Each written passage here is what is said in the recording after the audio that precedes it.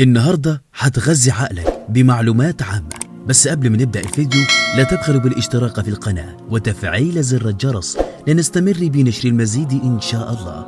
لا يمكنك أن ترى صورتك في الماء وهي تغلي، كذلك لا يمكنك أن ترى الحقائق وأنت غاضب. مهما بلغت درجة انشغالك فلا بد أن تجد وقتا للقراءة، وإن لم تفعل فقد سلمت نفسك للجهل بإرادتك. لا تكن كالمجهر الذي يضخم التفاصيل الصغيرة ويكشف مواطن القبح. كن كمرآة تعكس ما أمامها بحيادية. في قلب كل إنسان نبتة صالحة، إن سقاها بالخير تفرعت وصنعت له بستانا، وإن ساقها بالشر فسدت وأفسدت أرضها. بعد البشر قلوبهم كورق الخريف جافة، مهما رويتها لن تخضر بين يديك أبدا، فلا ترهق نفسك وأتركها للرياح. لا تتعجب من عصفور يهرب وأنت تقترب منه وفي يدك طعام له، فالطيور عكس بعض البشر تؤمن بأن الحرية أغلى من الخبز. الوقوف على قدمك يمنحك مساحة صغيرة في العالم، لكن الوقوف على مبدأك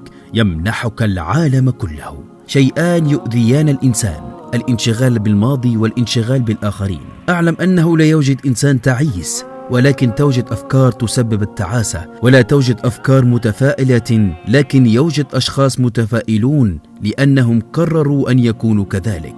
أنا متفائل دائما لسبب واحد بسيط: إنني لم أجد أي فائدة تعود علي إذا كنت عكس ذلك.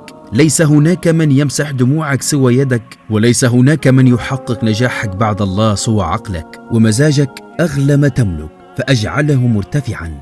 لا تقرأ، لا تكتب، لا تعمل، لا تتفاعل بإيجابية، لهذا لا تعطي مخلوقا فرصة لتعكيرها. المؤمن دائما مطمئن القلب ساكن النفس، يرى بنور بصيرته أن الدنيا دار امتحان وبلاء، وإنها ممر لا مقر، وإنها ضيافة مؤقتة، شرها زائل وخيرها زائل، وإن الصابر فيها هو الكاسب والشاكر هو الغالب. وإن أعجبتك هذه المعلومات لا تبخل بدعمي، الاشتراك في القناة وتفعيل زر الجرس لنستمر بنشر المزيد إن شاء الله.